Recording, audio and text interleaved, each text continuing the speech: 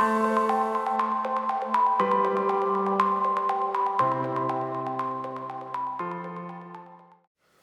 shouldn't be here today because when I was a kid, I stuttered so badly I could barely speak. I remember my 10th grade English teacher pulling me aside before a speech assignment and saying to me, "You don't have to do this if you don't want to," because he knew how badly I would fail. But I gave that speech anyway, and he was right. They laughed, every single one of them. I sat there with my embarrassment, my pain, my frustration, and a bright red face.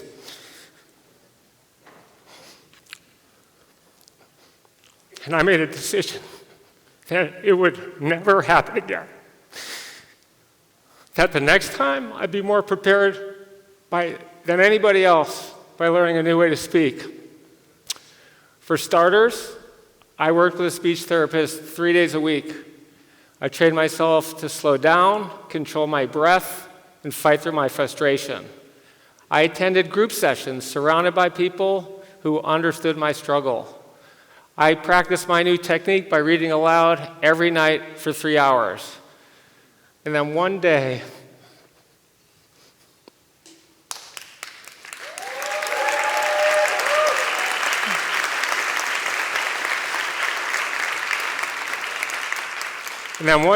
after several years, it finally happened. Riding in the car with my speech therapist. We pulled up to a McDonald's drive-thru and I took a deep breath and asked, "May I please have a hamburger?" The words came out clear, strong, without a single stutter. For most people, ordering a hamburger is nothing. But for me, it was everything, because in that moment, I learned success isn't about talent, it's about preparation. Since then, I co-founded a publicly traded technology company. I've launched a successful venture capital firm. I've invested in more than 90 companies, including Google, Seagate, and Lyft. I created the world's largest speech website.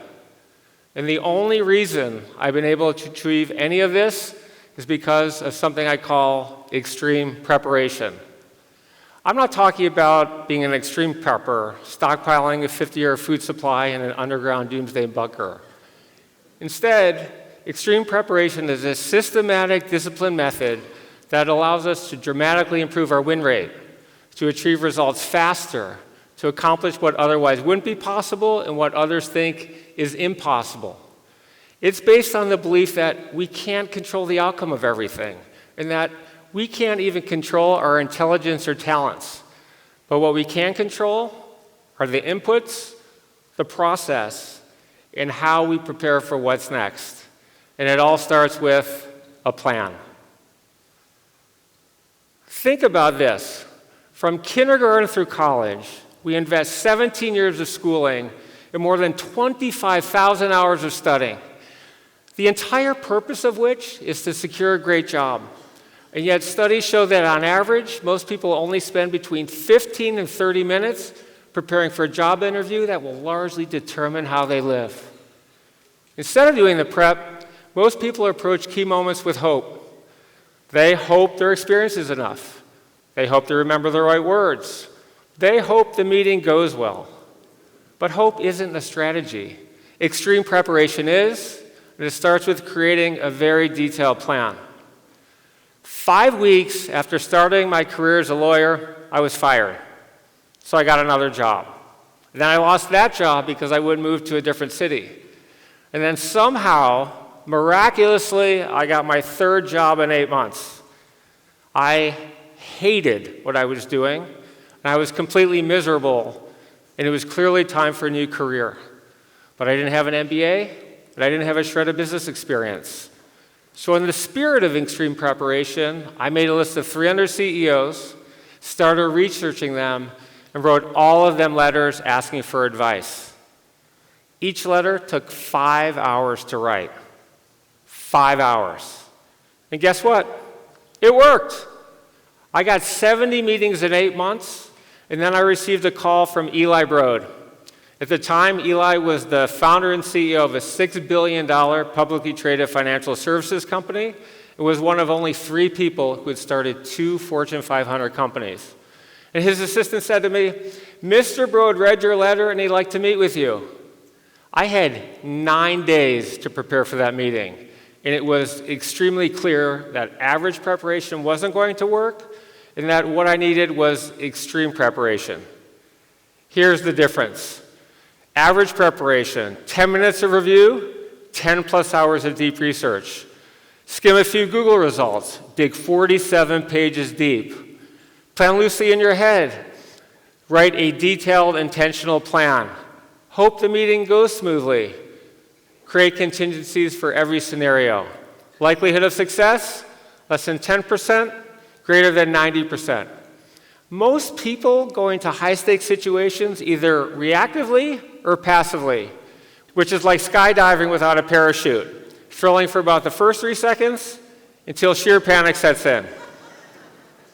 With extreme preparation, you walk in with a plan, pumped up and ready to sprint till your finish line. Now that you've made a detailed plan, it's time to become an expert, because the best performers in the world have something critical in common. They outstudy the competition. And that's exactly what I did as I prepared to study for my meeting with Eli. I reread all 43 profiles about him. I studied company reports and SEC filings. I bought research reports from investment banks. I made a 30-page outline. I created a list of 20 questions I thought he might ask me, and I prepared a list of 20 questions I wanted to ask him. And then I memorized all of it.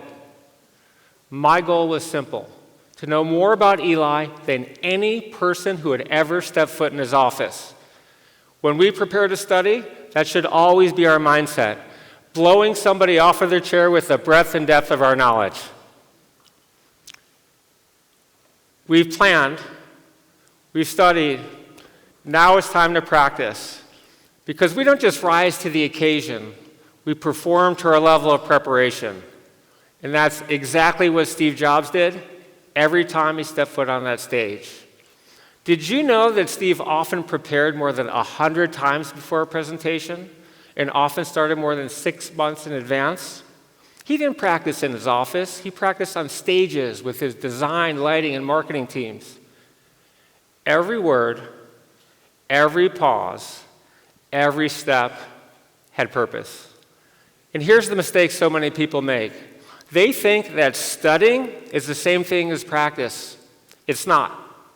After I finished studying Eli, I had to practice. I put on the same suit and tie I planned to wear during the interview, and I practiced in my bathroom mirror for 90 minutes on 3 separate days. All in, I spent more than 40 hours preparing.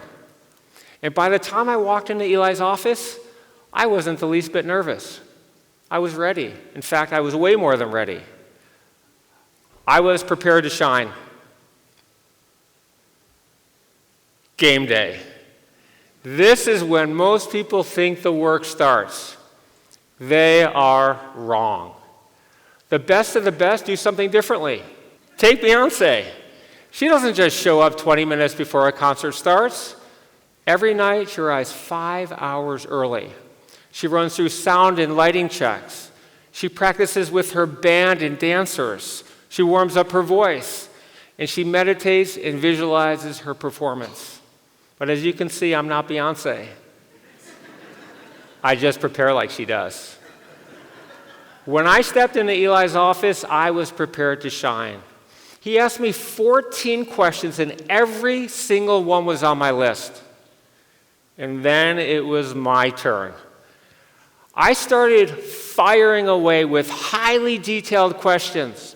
Questions from the footnotes of Sun America's financial statements. Questions so specific that his eyebrows shot up in surprise and stayed up there for most of the meeting. 4 months later, on my 27th birthday, he hired me. That job changed the course of my life forever. And it happened for one reason only: extreme preparation.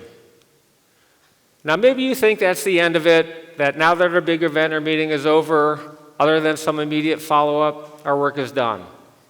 But the reality is that if you want to continue to win and achieve outstanding results, you need to prepare to persist. Joe Gerard was thrown out of high school, fired from more than 40 jobs, and kicked out of the Army in just 97 days. But when Joe was 35, he begged for a job at a Detroit car dealership. Everybody expected Joe Gerard to fail. But Joe sold a car on his first day, on his second day, on his third day, and he never stopped. For 12 consecutive years, the Guinness Book of World Records named Joe Gerard the world's greatest retail salesman. What was his secret? Relentless follow-up. Joe knew that success wasn't just about one sale. It was about building relationships that lasted a lifetime. Joe focused on continuous contact with his customers and sent handwritten cards to every single one every single month for birthdays, anniversaries, and holidays, even Halloween and Groundhog Day.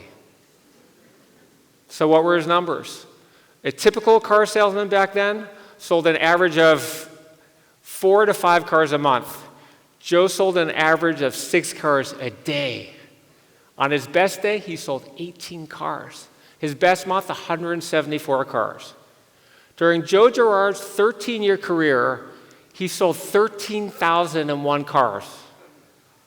When asked about his immense success, Joe replied, "I never sold a car in my life. I sold a Gerard." It's one thing to crush a meeting or land a deal, but greatness comes as a result of completing the full circle of extreme preparation. My version of Joe Gerard's story started with those 300 letters. After 3 years of working with Eli, I co-founded a company that helped businesses serve their web traffic faster, cheaper, and more reliably. We had the talent and we had the technology to succeed, but what we didn't have were the customers. So guess who I contacted? The other 79 CEOs who had met with me years earlier. I'd written them all letters when I started working with Eli, and I wrote them again when we started our company. And my persistent follow-up and the relationships I created through those letters helped us land our first customers for what today is a $12 billion company. That's